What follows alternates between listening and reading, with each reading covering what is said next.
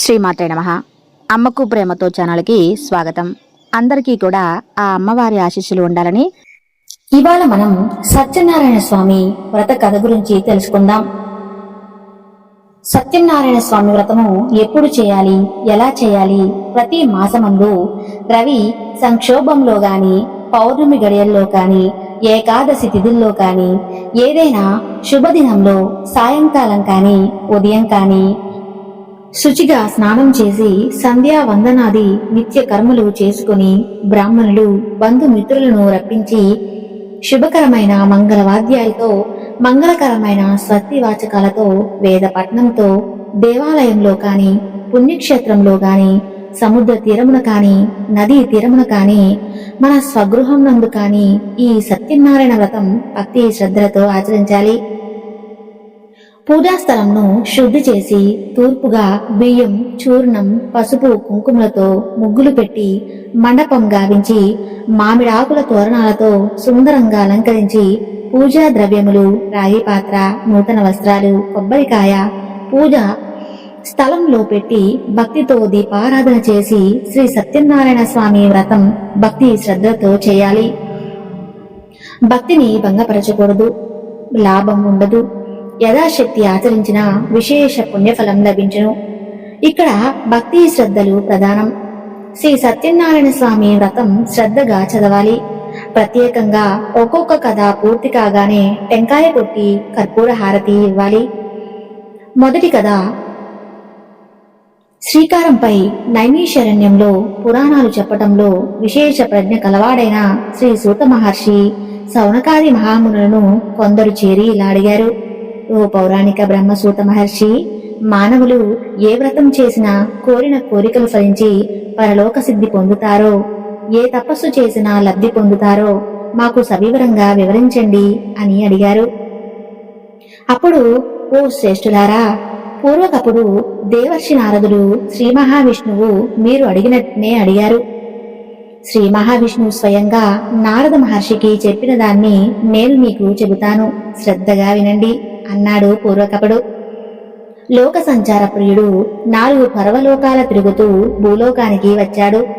భూలోకంలో మానవులు పూర్వజన్మ కర్మఫల నుంచి పలు జన్మలు ఎత్తుతూ పలు కష్టాలు అనుభవించినా చూడలేక జాలిపడి మీరు కష్టాలు పడితే చూడటమేమిటి అని విచారించులోకి వెళ్ళిపోయాడు. చెప్పండి నాదా అని మహాశ్రీ విష్ణులోకంలో చతుర్భుజుడు తెల్లటి శరీరం కలవాడైన శంఖం, చక్ర, గదా, పద్మ విభూషణ రఘునాథు నారాయణను చూసి సుదీర్ఘ సాగాడు. మనసుకు గాని మాటలు గాని ఊహించి చెప్పుటకు అలివి కాని అతీతమైన రూపం కలవాడు. ఆది మధ్యాంతరహితుడు, నిర్గుణుడు, సుగానకు గురువైన ఆది పురుషుడు, భక్తుల బాధను తొలగించే భగవంతుడా శ్రీమన్నారాయణ నీకు నమస్కారం. ఆ స్తోత్రమైన శ్రీ మహావిష్ణువు సంతసించిన ప్రణంతో ఇలా నేను ఓ నారద మహర్షిని రావటానికి కారణం ఏమిటి, నీ కోరిక ఏమిటో చెప్పు, తీరుస్తాను అన్నాడు. అప్పుడు ఓ లక్ష్మీ వల్లభ శ్రీమన్నారాయణ, జగద్రక్షక, మూలమంత్ర, జనులందరూ బహుజన్మలతో పాపకర్మలు అందుతున్నారు. కడితే చూప ఏదైనా సరే చెప్పి దయతో వారిని అనుగ్రహింపు అని ప్రార్థించాడు. అప్పుడు శ్రీ మహావిష్ణువు ఇలా చెబుతున్నాడు. ఓ నారద మహర్షి, లోకానుగ్రహ కాంక్షతో మంచి విషయాన్ని అడిగి చాలా బాగుంది. మానవులు దేని సంస్థలు భ్రాంతి వదిలి సుఖ సంతోషాలు పొందుతున్నారో, కష్టాలు పడుతున్నారో వాటికి పరిష్కరణగా అతి సులభమైన ఉపాయం చెబుతాను, విను అన్నాడు. ఓ మహాప్రభు, ఆ వ్రతాన్ని ఆచరించడం వల్ల మనకేం ఫలితం లభిస్తుంది? ఆ వ్రతాన్ని ఎలా చేయాలి? ఇంతకు పూర్వం ఈ వ్రతాన్ని ఎవరైనా చేసి ఫలితం పొందారా? ఈ వ్రతాన్ని ఆచరించాలి అంటే అంత నాకు సవివరంగా వివరించండి అని కోరాడు. దానికి భగవంతుడు ఇలా చెప్పాడు. ఈ వ్రతం ప్రజల కష్ట నష్టాలను, విచారాన్ని పోగొడుతుంది, ధాన్యాలను వృద్ధి చెందుతుంది, సౌభాగ్యకరమైన సంతానాన్ని, సర్వత్రా విజయాన్ని ప్రసాదిస్తుంది. మాఘ, వైశాఖ, కార్తీక మాసమందు కాని ఏదైనా సముద్రంలో కాని ఆచరించాలి. యుద్ధ ప్రారంభం ముందు కష్టం వచ్చినప్పుడు, దరిద్రం సంభవించినప్పుడు అవి తొలగిపోవు. ఈ వ్రతము ఆచరిస్తే దీని శక్తి కలవారు ప్రతి నెల ఆచరించవచ్చు. లేదా శక్తిని బట్టి ఒక్కసారైనా జరుపుకోవచ్చు. ఏకాదశి రోజున, పౌర్ణమి రోజున కానీ, సూర్య సంక్రమం రోజున కానీ సత్యనారాయణ వ్రతం చేయాలి. ఉదయాన్నే సూర్యోదయం లేచి దంతధావనం, స్నానం, నృత్య కృత్యాలు శుచి భగవంతుణ్ణి నమస్కరించి స్వామి సత్యనారాయణ్ణి అనుగ్రహ ప్రాప్తి భక్తి శ్రద్ధలతో నిరసన చేస్తున్న నాపై దయచూపు అంటూ భక్తితో భగవంతుణ్ణి ధ్యానించాలి. అటు సంకల్పించి మధ్యాహ్నం సమయంలో కూడా సంధ్యా మంత్ర నెరవేర్చుకుని సాయంకాలం అలా స్నానం చేసి ప్రదోషకాలం దాటిన ప్రతి పూజ ఆరంభించాలి. పూజా ప్రదేశాన్ని శుద్ధి చేయాలి. మట్టితో గోమయంతో అలికి చక్కని ముగ్గులు పెట్టాలి. 5 రంగవల్లుకులతో ముగ్గులు వేయాలి. శుభకరమైన ముగ్గు పెట్టి ఆ ముగ్గుపై అంచున కొత్త వస్త్రాన్ని పరచాలి. బట్ట బియ్యం పోసి మధ్యలో శక్తిని బట్టి వెండి కాని, రాగి, ఇత్తడితో కాని చేసిన కలశాన్ని ఉంచాలి. మరి బాగా పేదవారైతే మట్టి కలశమైనా ఉంచవచ్చు. శక్తి ఉండి ఏమాత్రం అశ్రద్ధ చూపరాదు. శక్తి కొలది సకలము ఆచరించాలి. కొత్త వస్త్రాన్ని పరచాలి. ఆ నూతన వస్త్రంపై సత్యనారాయణ స్వామి పటం ఉంచి పూజించాలి. బంగారంతో కాని, రాగితో కాని, సగం కాని చేసినా ఏం కాదు. బంగారంతో కాని చేసిన సత్యనారాయణ స్వామి ప్రతిమను ఉంచాలి. ఆ ప్రతిమను పంచామృతాలతో అనగా పాలు, పెరుగు, నెయ్యి, తేనె, నీరు వాటితో శుద్ధి చేసి మండపంలో ఉంచాలి. ఇత్తడిదైనా పర్వాలేదు. ప్రథమంగా విఘ్నేశ్వరుని, తర్వాత లక్ష్మీదేవిని, విష్ణుమూర్తిని, శివుడును, పార్వతిని, ఆదిత్య గ్రహాలను, ఇంద్రాది అష్టదిక్పాలకులను, ఆ దేవతలను ప్రజల దేవతలుగా పూజించాలి. కావున వారిని ముందుగా ఆవాహనం చేయాలి. ప్రథమంగా మొదట కలశం ఉన్న వరుణ దేవుడిని ఆవాహన చేసి విడిగా పోషించాలి. పిమ్మట విఘ్నేశ్వరం ఉన్న 5 దేవతలను కలశంకు తరలించేందుకు మంత్రాలతో ఉండగా సమాప్తిగా ఆవాహనం చేసి పూజించాలి. సూర్యగ్రహం దిక్పాలకులను ఆయా స్థానములలో ఆవాహన చేసి పూజించాలి. అటు పిమ్మట సత్యనారాయణ స్వామి కలశం ముందు ప్రతిష్ఠించి పూజించాలి. అనగా అష్ట దిక్పాలకులను తూర్పు ముందు ఏమీ తీసేందుకు ప్రతిష్ఠించి పూజించాలి. తర్వాత సత్యనారాయణ స్వామి కలశం మీద పూజించాలి. 4 వర్ణాల వారు అనగా బ్రాహ్మణ, క్షత్రియ, వైశ్య, శూద్రులు, ఆడవారు కూడా ఈ పూజ చేయవచ్చు. బ్రాహ్మణులు, మున్నిగు వారు కల్పోక్త ప్రకారంగా వైదిక పురాణ మంత్రాలతో, బ్రాహ్మణం కాని వారు కేవలం పౌరాణిక మంత్రాలతో పూజించాలి. మొదలైన వారు భక్తి శ్రద్ధలతో ఏ రోజైనా వ్రతం చేసుకోవచ్చు. కానీ పగలు ఉపవాసం ఉండి సాయంకాలమే ముందే సత్యనారాయణ స్వామిని పూజించాలి. ఈ వ్రతమును బ్రాహ్మణులు బంధువులతో కలిసి చేసుకోవాలి. అరటిపళ్ళు, ఆవు పాలు, ఆవు నెయ్యి ప్రసాదంగా స్వామివారికి నివేదించాలి. శక్తి లేనిచో బెల్లం ముక్కను కూడా సమర్పించవచ్చు. అక్కడ పసుపు చేర్చి ప్రసాదంగా చేసి స్వామికి నివేదించాలి.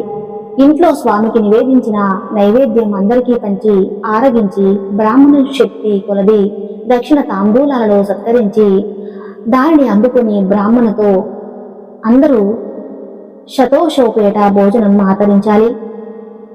సత్యనారాయణ స్వామి మృత్యు గీతాది మహారాజ ప్రచారంతో సంతోషం చేయాలి. కలియుగంలో భూలోకమునందు మానవులు తమ కామితార్థములను తీర్చుకుంటూ సులభమైన ఇదే మానవుడు తన కోరికను తీర్చుకుంటూ, ఎందుకంటే సులభమైన ఫలితం లేదు అని శ్రీమన్నారాయణుడు నలుగును ఉద్దేశించి సూత మహర్షి సౌరమునులకు విన్నపించాడు. ఇక రెండవ కథ, ముల్లారా, వ్రతం ఆచరించిన వారిని గురించి చెప్తాను వినండి. పూర్వం కాశీనగరంలో కటిక దరిద్రుడైన నిరుపేద బ్రాహ్మణుడు ఉండేవాడు. అతడు దరిద్ర బాధలు అనుభవిస్తూ అన్న వస్త్రాలు లేక నిత్యం ఆకలి దప్పులతో అలమటిస్తూ ఉండేవాడు. పడరాని పాటలు పడుతుండేవాడు. బ్రాహ్మణ ప్రియుడకు భగవంతుడకు బాధపడుతున్న బ్రాహ్మణుని చూసి దయతలచి వృద్ధ బ్రాహ్మణ రూపం ధరించి అతని ఎదురుగా నిల్చుని, ఓ ఇప్పుడు తమను ఎందుకు తొక్కిస్తూ తిరుగుతున్నావు? నీ వృత్తాంతమంతా చెప్పు అన్నాడు. అందులో బ్రాహ్మణుడు, మహాత్మా, నేనొక బ్రాహ్మణును, మిక్కిలి దరిద్రుడిని, భిక్షాటన చేసుకుంటున్నాను. పడరాని పాటలు పడుతున్నాను, తిరుగుతున్నాను. నిద్రపోయే మార్గం ఏదైనా ఉంటే చెప్పండి అని అడిగాడు. అంతటా ఆ వృద్ధ బ్రాహ్మణుడు, ఓ విజేత, శ్రీ సత్యనారాయణ స్వామి సాక్షాత్తు శ్రీమన్నారాయణ అవతారమే కదా. ఆ సత్యనారాయణ స్వామిని పూజించిన కష్టాలన్నీ తొలగిపోతాయి.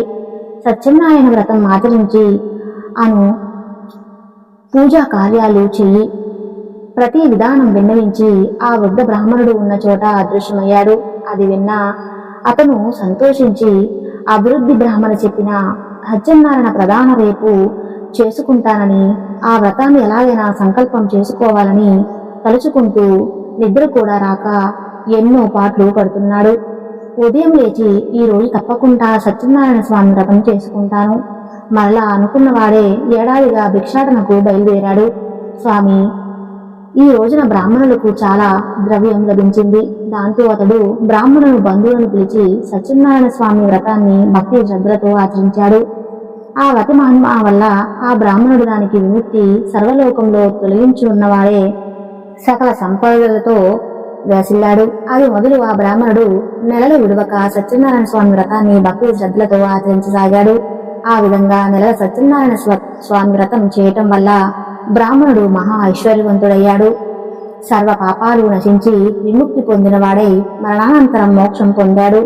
భూలోకమందు ఎవరైనా ఆ బ్రాహ్మణుడు చేసినట్లు సత్యనారాయణ స్వామి వ్రతం చేశారో వారికి సర్వ లోకంలో అన్ని సుఖాలు సంతోషాలు ఉంటాయి. ఓ మునులారా, ఈ విధంగా శ్రీమన్నారాయణుడు నారద మహర్షికి చెప్పిన దాన్ని వినిపించాడు అని సూత మహర్షి చెప్పాడు. అంతా ఋషులు మరలా సూతుని, మహర్ష, బ్రహ్మ వలన వెన్నమారారు. ఈ వ్రతం ఆచరించిన చెప్పండి, నాకు వినాలని ఉంది అని అడిగారు. సూత మహర్షి చెబుతున్నాడు, మునులారా, బ్రాహ్మణుడు ఒకరోజు తన విభాగము ఇది బ్రాహ్మణులను బంధువులను పిలిచి రక్తం చేయటం ఆరంభించాడు. అంతలో ఒక కట్టడం కూడా వాడు అక్కడికి వచ్చి కట్టెల మోపును బయట దింపుకొని లోపలికి వచ్చి ప్రాంతం చూడసాగాడు. అతడు మిక్కిలి దప్పిక గలవాడై గ్రామం చేయటం అంతా ఓపికతో చూసి దేనికి బ్రాహ్మణి నమస్కారం చేసి, ఓ బ్రహ్మణోత్తమ, మీరిప్పుడు చేసి పూజ ఏమిటి, దానివల్ల కలిగే ఫలితం ఏమిటి వివరంగా చెప్పండి అని ప్రార్థించాడు. అప్పుడిలా చెప్పబోయి, ఇది సత్యనారాయణ స్వామి వ్రతం. ఈ వ్రతం చేశారో సర్వకార్యసిద్ధి కలుగుతుంది, కోరికలు నెరవేరుతాయి, సకల ఐశ్వర్యవంతులు కావచ్చు. ఓ బ్రాహ్మణుడు చెప్పిన దాన్ని శ్రద్ధగా విన్నా కట్టినవాడు మిగిలా సంతోషించి దాహం తీర్చుకుని స్వామివారి ప్రసాదమును స్వీకరించి ఇంటికి పోయాడు. సత్యనారాయణ స్వామిని మనసులో తలుచుకుని ఈ వ్రతం చేస్తానని సంకల్పించుకున్నవాడై కట్టెల మోపును అమ్మగా వచ్చిన ధనంతో సత్యనారాయణ వ్రతం చేస్తానని తెలిపాడు. అతడు కట్టిన కట్టులను మరుసటి దినం నగరంలో ధనవంతుల ఇళ్లకు పోయిన స్వామి అనుగ్రహం వల్ల ఆ రోజు రెట్టింపు లాభం వచ్చింది. దానికి అతడు మిక్కిలి సంతోషించి అరటిపళ్ళు, పంచదార, ఆవు పాలు, ఆవు నెయ్యి అన్ని పూజా సామాగ్రి అంతా తీసుకుని ఇంటికి వెళ్ళాడు. అతను బంధువులందరినీ జీవిత విధానముగా సత్యనారాయణ స్వామి వ్రతం చేశాడు. ఆ వ్రతం చేసే ముందు ధాన్యాలతోనూ పుత్ర పౌత్రాలతోనూ సర్వ సంపదకుడికి సకల సౌఖ్యాలు అందించి కొంతకాలంలోనే సత్యలోకానికి పోయాడు. మూడో కథ సోదరుడు మళ్ళా చెబుతున్నాడు. ఓ మునులారా, మీకు మరొక కథ చెబుతాను వినండి. పూర్వము ఒక రాజు ఉండేవాడు. అతడు ఇంద్రియాలు జయించిన వాడే, సత్యవంతుడు. ప్రతిదినం దేవాలయానికి వెళ్లి అక్కడ బ్రాహ్మణులకు దానం ఇచ్చి వారిని సంతృప్తిపరిచి దైవ దర్శనం చేసుకుని వెళ్లేవాడు. అతని భార్య చాలా సౌందర్యవతి, సుగుణవతి. ఆ రాజు అన్నాడు, ధర్మపతి సమేతుడై భద్రశీల నదీ తీరమున సత్యనాదం చేస్తున్నాడు. ఇంతలో సాధన ఒక వర్తకుడు అపారమైన ధనరాశులతోనూ వస్తువులతోనూ ఉన్న తన నావును తీరంలో నిలిపి వ్యక్తం చేస్తున్న రాజు వద్దకు వచ్చి భయంతో ఇలా అడిగాడు. సాధువు, ఓ రాజా, భక్తి శ్రద్ధలతో మీరు చేస్తున్నదేమిటి, దయచేసి వివరించండి, నాకు తెలుసుకోవాలని ఉంది అని అడిగాడు. అంతటా రాజు, ఓ సాధువు, పుత్ర సంతాన ప్రాప్తికి మేము ఈ వ్రతం చేస్తున్నామని చెప్పాడు. మహారాజు చెప్పిన మాటలు విన్న సాధువు, ఓ రాజా, నాకు కూడా సంతానం లేదు, నేను కూడా వ్రతాన్ని చేసిన సంతానం కలుగుచున్నదేమో, నేను కూడా వ్రతం ఆచరిస్తాను అన్నాడు. తర్వాత సాధువు తన వ్యాపారం ముగించుకుని ఇంటికి వచ్చి భార్య లీలావతితో సత్యనారాయణ వ్రతం గూర్చి వివరించాడు. సంతానం కలిగిన తప్పక ఈ వ్రతమును ఆచరిద్దామన్నాడు. ఒకనాడు లీలావతి ధర్మపరాయణ వలి భర్తతో సూచించింది. ఫలితంగా గర్భవతి పద్మాసన పండంటి బాలికను ప్రసవించింది. ఆ బాలిక శుక్లపక్ష చంద్రుని వారి దినదిన ప్రవర్ధమానమవుతుంది. తల్లిదండ్రులు ఆమెకు కళావతి అని పేరు పెట్టారు. అప్పుడు లీలావతి భర్తతో నాద అనుసంధానం కావటం చేస్తాము అనుకున్నాం కదా, మనకి పుత్రిక లభించిన చేద్దాము అంది. దానికి వర్తకుడు లీలావతి మన అమ్మాయిని సమయంలో తప్పకుండా జత చేద్దాము అని సమాధానం చెబుతాడు. వ్యాపారంపై మీద నగరానికి వెళ్లిపోయాడు. ఇంట్లో కళావతి కన్న తండ్రి ఇంట పెరుగుతూ యుక్త వయసుకు చేరుతుంది. అది గమనించి సాధువు తన సహచరులతో ఆలోచించి వరుణ వితికను దూతను పంపాడు.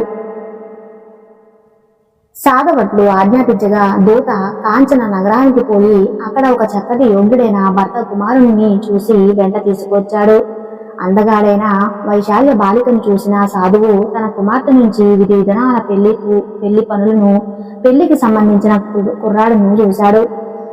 పుత్రిక వాహనంలో పడిన సాధువు పెళ్లి వేడుకలో పడి సత్యనారాయణ వ్రతము మర్చిపోయాడు. అందుకు స్వామి ఆగ్రహం వచ్చింది. కొంతకాలానికి వ్యాపార దక్షత గల సాధువు వ్యాపార నిమిత్తమే తనలతో సహా బయలుదేరాడు. సముద్ర తీరంలో ఉన్న రత్నసానుపురం అనే నగరానికి బయలుదేరాడు. చంద్రశేఖర్ అనే మహారాజు పాలిస్తూ ఉండేవాడు. కోపించిన సత్యనారాయణ స్వామి ప్రతిజ్ఞ మర్చిపోయిన సాధువును సహించలేకపోయాడు. వ్రతం చేస్తానని మరిచిన సాధువును అత్యంత దారుణంగా కఠిన్యాతుడుగా మతి గలువుగాక అని శపించగా ప్రభావం వల్ల ఆనాటి రాజకీయ నగరంలో కొందరు దొంగలు ప్రవేశించి ధర్మం బాధించి రాజబడుల వెంట తిరుగుతుండగా సాధువు వర్తకులు ఉన్న వైపు పరిగెత్తాడు. రాజు ఆ భటులను చూసి దొంగలు భయపడి ఆ దారం సాధు వర్తకులు ఉన్న చోట పడవేసి పారిపోయారు. రాజభటులు వచ్చి వర్తకుల వద్ద ఉన్న రాజుగాని చూసి ఆ వర్తకులు దొంగలను కొని నిర్ణయించుకొని సాధన అల్లుడిని బంధించి రాజు వద్దకు తీసుకుపోయాడు. రాజభటులు మహారాజా ధనంతో కూడా దొంగలు పట్టి తీసుకొచ్చాం, విచారించి శిక్షించండి అని సంతోషంతో చెప్పారు. అనంతరాజు విచారణ అవసరం లేదని వీరిని చెరసాలలో బంధించండి అన్నాడు. ఇద్దరు వర్తకులను కారాగారంలో బంధించారు. ఎంత ముతుకున్నా సత్యదేవుడు మాయచేత వారిని ఎవరూ పట్టించుకోలేదు. ఇంకను చంద్రకేతు మహారాజు వారి పడవలను నగరమంతటినీ కూడా ధనాగారంలను తీసుకుపోయాడు. సత్యదేవునిచే ఇంట్లో ఉన్న సాధు భార్య కూడా కష్టాల పాలైంది. వారి ఇంట్లో ఉన్న ధాన్యాలు అంతటినీ దొంగలు పడి అపహరించిపోయారు. వర్తకుని భార్య తీవ్ర మనోవేదంతో రోగస్తురాలయ్యింది. తినడానికి తిండి లేక ఇంటింటికి తిరిగి భిక్షమెత్తుకొని జీవిస్తుంది. కుమార్తె కళావతి కూడా ఆకలితో అలమటిస్తూ భిక్షమెత్తుకుంటుంది. అలా తిరుగుతూ ఒకనాడు బ్రాహ్మణి ఇంటికి చేరింది. అక్కడ ఒక బ్రాహ్మణుడు సత్యనారాయణ వ్రతం చేస్తుండగా చూసింది. కథంతా విని కరుణించి కాపాడమని స్వామిని మనస్ఫూర్తిగా వేడుకుంది. ప్రసాదాన్ని కూడా స్వీకరించి బాగా పొద్దుపోయిన తర్వాత ఇల్లు చేరుకుంది. ఆలస్యంగా వచ్చిన కళావతిని చూసిన లీలావతి ప్రేమతో ఇలా అంది, ఈ రాత్రి వరకు ఎక్కడున్నావు తల్లి? నీ మనసులో ఏముంది చెప్పు. అది వెంటనే కళావతి అనగానే, అమ్మా, నేను ఒక బ్రాహ్మణ ఇంట సత్యనారాయణ వ్రతం జరుగుతుండగా చూస్తూ ఉండిపోయాను. అమ్మా, ఆ వ్రతం చేసిన కోరిన కోరికలు తీరుస్తాయంట అంది. అలా అనగానే పుత్రిక మాధవిని చేయడం సంకల్పించింది. భర్తకు భార్య, బంధు మిత్రులతో కలిసి మిక్కిలి భక్తి శ్రద్ధలతో సత్యనారాయణ వ్రతం చేసి స్వామిని ప్రారంభించింది. మమ్మల్ని క్షమించి నా భర్తను అల్లుడు సుఖంగా ఇల్లు చేరినట్లు దీవించండి అని ప్రార్థించింది. ఇలా చేస్తున్నట్లు తమకు సత్యదేవుడు సంతోషించి ఆ రాత్రి చంద్రకేతు మహారాజు కలలో కనిపించి, రాజా, నువ్వు బంధించిన వారిద్దరూ దొంగలు కాదు, వారు వర్తకులు. రేపు ఉదయాన్నే వారిని విడిపించి వారధనం వారికి ఇచ్చి పంపించే అని కల వచ్చింది. లేకపోతే సర్వనాశనం చేస్తానని చెప్పాడు. మరునాడు ఉదయాన్నే రాజ్యసభలో తనకు వచ్చిన స్వప్నాన్ని వివరించి వర్తకులు విడిపించి తీసుకుని బట్టలను ఆజ్ఞాపించాడు. వారట్లే చేసి వర్తకులని రాజు వద్దకు తెచ్చి, రాజా, వర్తకులకు తెచ్చామని చెప్పారు. వార్తకు ఇద్దరు రాజుకు నమస్కరించి గత సంగతి తలుచుకుంటూ తనకు వచ్చిన కష్టానికి చెందినటువంటి భయభ్రాంతులై నిశ్చయించుకున్నారు. అప్పుడు రాజు వర్తకులను చూసి, వర్తక శ్రేష్ఠులారా, మీ ఆపద దేవ సంభవించింది. ఓదార్చే వారిని బంధుమిత్రులను చేసి వారికి పురుషులను అలంకరణ శంకర మాత్రం చేయించి నూతన వస్త్రములతో సత్కరించి వారిని సంతోషపరిచాడు. రాజకీయ దుమారానికి విధర గౌరవించి స్వాధీనం చేసుకున్నాను రెట్టింపు ఇచ్చి వారిని సంప్రదించాడు. చంద్రకేతు మహారాజు వారిద్దరిని సకల మర్యాదలతో సత్కరించి వేగంగా సుఖంగా మీ ఇంటికి పోవచ్చు అని చెప్పాడు. వర్తకులు పరమానంద భరితులై రాజధానికి విధాల కొనియాడిన సెలవు తీసుకుని తన నివాసానికి వెళ్లిపోయారు. చూశారు కదండి, ఈ కథల ఆధారంగా మనం కూడా సత్యనారాయణ స్వామి వ్రతాన్ని ఆచరిద్దాం. ఎన్నో శుభ ఫలితాలను పొందుదాం.